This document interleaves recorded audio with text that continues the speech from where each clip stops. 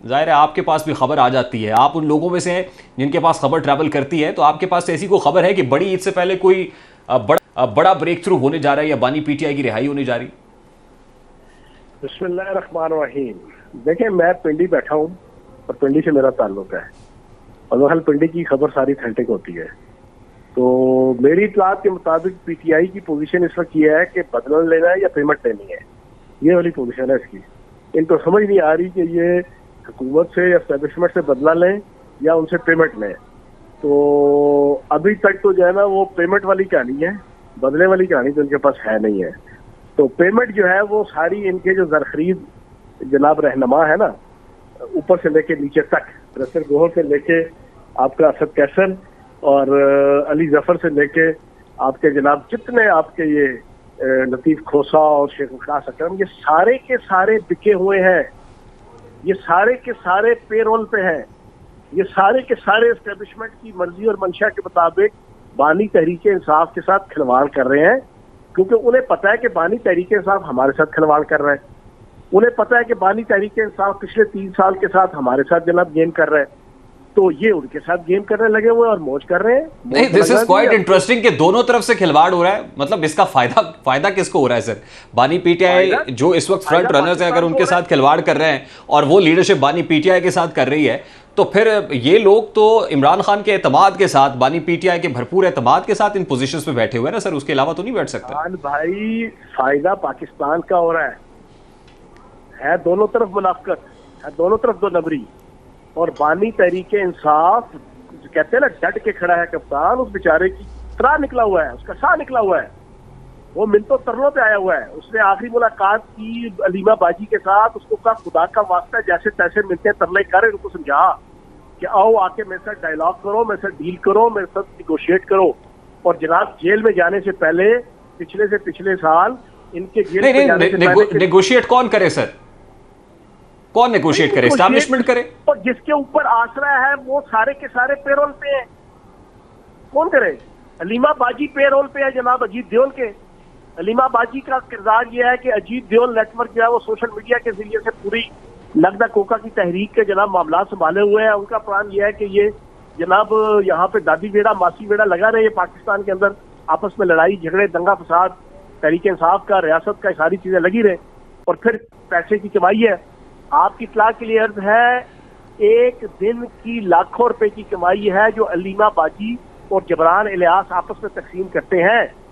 ये जो social media नहीं, लेकिन चौहान साहब, अगर अपने भाई की रिहाई के लिए कोई संजीदा दिखाई देता है, वो तासुर तो यही है कि अलीमा खान और इमरान खान की बहनें हैं जो संजीदा नजर आती हैं, बाकी पॉलिटिकल लीडरशिप में से तो कोई इतना सीरियस नहीं है। रेहान इधर ही रुक जाओ।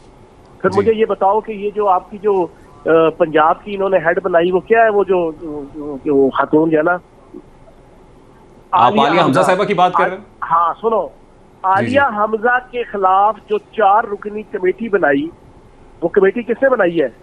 वो अलीमा बाजी ने बनवाई है ना। अली जफर है उसमें उमर अयूब है, उसमें जनाब आपका सलमान अकरम राजा है। तो इसके खिलाफ सलमान अकरम राजा साहब से गुज़श्ता रोज तलब कलामी भी हुई। सुनो ना, आप मुझे ये बताओ कि ये अलीमा बाजी की बनाई हुई कमेटी आलिया हमजा के खिलाफ, कि जो आलिया हमजा जिसपे अंधा इत्मीनान इस वक्त बानी तहरीक इंसाफ कर रहा है, ये क्यों बनाई गई? और भाई उसकी ड्यूटी लगी है, हर बंदा अपनी अपनी ड्यूटी दे रहा है। अलीमा बाजी बड़ी बारीक वारदात करते हुए पार्टी के अंदर किसी किस्म की ना यूनिटी होने देती है, ना इत्तेहाद होने देती है, ना इत्तेफाक होने देती है, ना कंसेंसस होने देती है। वो अपनी ड्यूटी पे कायम है।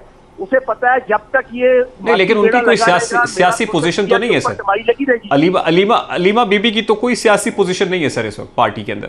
सर वो सियासी पोजीशन के लिए नहीं। अब मेरी तस्वीर सुनना रेहान, बीच में टोकना ना मुझे 1.5 मिनट। बुनियादी तौर पर आपका एक दिन की कमाई जो आपके 12-14 अकाउंट्स है ना, उनकी व्यूअरशिप और व्यूअरशिप के ऊपर डॉलर, वो आपकी लाखों रुपए में है। बानी तहरीक इंसाफ की और पार्टी के जो आपके ऑफिशियल अकाउंट्स है, वो ऑफिशियल अकाउंट्स के सारे मामलात अलीमा बाजी और जबरान इलियास के हाथ में है। तीसरा कोई बंदा नहीं है जिसको कोई एक्सेस हो या जिसकी कोई अथॉरिटी हो। उनके जो पैसे आते हैं ना व्यूअरशिप के, मिलियंस के अंदर जो आपकी व्यूअरशिप मिलती है जीत देओल की सोशल मीडिया नेटवर्क के जरिए से, उसके जो डेली के लाखों रुपए आते हैं वो तकसीम होते हैं अलीमा बाजी में और जबरान इलियास में।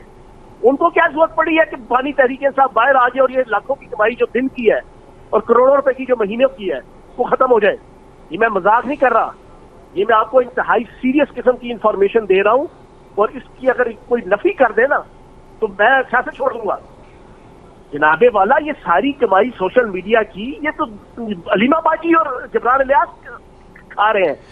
वैसे चौहान साहब, मैं आपके इस आर्गुमेंट को अगर बाय कर लूं, मैंने 1.5 मिनट आपको सुना सर, मैंने हुजूर आपको 1.5 मिनट सुना है। मैं अगर ऐसा है तो आपको याद होगा बानी पीटीआई सर जब बाहर थे तो जाहिर है उनकी एक एक तकरीर बहुत ज्यादा मिलियंस ऑफ व्यूज लेके आती है, तो बाहर होंगे तो ये कमाई ज्यादा बेहतर नहीं हो जाएगी? बानी पीटीआई को अंदर रख के ज्यादा फायदा कैसे होगा? मैं बता देता हूँ, आखिरी जो आपके 4 महीने थे ना, आपकी इत्तला के लिए अर्ज है 12,000 से लेके 32,000 तक इनकी व्यूशिप चलेगी थी, जो हर रोज रात को 9 से 10 बजे ये प्रेस कॉन्फ्रेंस किया करते थे और वीलॉग किया करते थे साहब आदर बानी तरीके साहब। सर अभी तो ये अंदर का एक इंसानी साइकी है रेहान भाई, कि ये जब इस किस्म की मासी बेड़ा दादी बेड़ा लड़ाई झगड़ा किस्म के जो मामलात होते हैं उसमें पब्लिक जनाब क्या चाहते हुए भी जना बड़े शौक से व्यूअरशिप की तरफ जाती है, सुनती है, देखती है, पढ़ती है। जब आपकी डील हो गई, डील के बाद आप घर आ गए, तो जो आपने 1 मिलियन व्यूअरशिप है वो आपके आ जाने हैं 100K पे, 100K पे आने हैं, तो जो आप कमा रहे हैं दिन के 50 लाख रुपए वो आ जाने हैं 2 लाख पे, होते होते वो कुछ भी नहीं। और पहली बात 2 लाख पे तो आए भी तो वो इनको तो नहीं मिलने, फिर तो सारे मामलात बानी तहरीक इंसाफ की और उसकी टीम के हाथ में आ जाएंगे। अभी होली सोली जॉन साहब 5 जून को केस लगा हुआ है सर 5 जून को केस लगा हुआ है, 190 मिलियन पाउंड केस समात के लिए मुकर्रर हो गया है। और बहुत सारे जो कमेंटेटर्स हैं, पॉलिटिकल कमेंटेटर्स, उनका ख्याल ये है कि 5 जून का जो केस लगना है इसके भी पीछे, इसके बैकड्रॉप में भी कोई बैकडोर डिप्लोमेसी है। आपको नहीं लगता कि कहीं कोई बातचीत हो रही? आप एक बात बिल्कुल क्लियर सुन लें, मुझे किसी पाकिस्तान के पॉलिटिशियन जो पिंडी से ताल्लुक रखते हैं उनकी तरह लंबी लंबी छोड़ने की आदत नहीं है कि आने वाले 4 दिन और आने वाले 8 दिन और आने वाले 10 दिन। मैं बात वही करता हूँ जिस पे पैरा दे सकूं। तो सुन लें, पिंडी से मेरा ताल्लुक है, आप सफाई फाड़ दें कि जब तक बानी तहरीक इंसाफ माफी नहीं मांगेंगे 9 मई की, उस वक्त तक उनकी कोई जमानत, उनकी कोई रिहाई, उनकी कोई डील आप सोच भी नहीं सकते। तो 5 जून 75 आए, आपकी इत्तला के लिए अर्ज है, जिसने दावा किया है ना हफीजुल्लाह न्याजी साहब मेरे भाई हैं, उन्होंने ये नहीं बताया कि 5 जून कौन सा वाला, 2029 का या 2030 का, उन्होंने बस 5 जून कहा था कि 5 जून से पहले आ जाएंगे। अब ये पता नहीं 2029 क्या है, 2030 क्या है, 2032 क्या है, ठीक है ना। तो इस वाले 5 जून को ऐसी कोई कहानी नहीं है। ठीक, और आपको लगता है कि इस वक्त इस्टेब्लिशमेंट को, यानी मुक्तदिर हलकों को और हुकूमत को बातचीत की कोई जरूरत नहीं है? They are in a very comfortable position, क्योंकि बैरिस्टर साहब की और राना सनाउल्लाह साहब की मुलाकात भी हुई, कहीं हुकूमती लोग भी आपस में मिलते हैं, कोशिश तो होती है कहीं ना कहीं बातचीत हो सके। और फिर देखिए ना, जो पाक भारत स्टैंड ऑफ था या इकोनॉमी है, उसमें कोई कहीं ना कहीं पॉलिटिकल कंसेंसस तो चाहिए ना सर मुल्क की खातिर। रेहान भाई, आपकी इकोनॉमी बेहतरीन चल रही है, पूरी दुनिया के अंदर पाकिस्तान एक बावकार और इज्जतदार मुल्क के तौर पे उभर के आया है। पाकिस्तान की सिविल और मिलिट्री एस्टेब्लिशमेंट के एक्स्ट्रा ऑर्डिनरी रिलेशनशिप है, मुल्क की इकोनॉमी दिन ब दिन बेहतरी की तरफ जा रही है। तो किसी ने पौले कुत्ते ने काटा है जनाब, या दुम पे पाँव रखा है जनाब रियासत की, कि वो इन जैसे जनाब चबलों को उठा के ले आए, इन खबीजों को और इन खटरों को और इन फसड़ियों को वो दोबारा ला के पाकिस्तान की इकोनॉमी का बेड़ा गर्क करवा दें। हाँ, आप मुझे बताओ ना, अकल जिसकी भी दिमाग में है ना, हितों में नहीं है, उसको तो ये चीज समझ नहीं आती।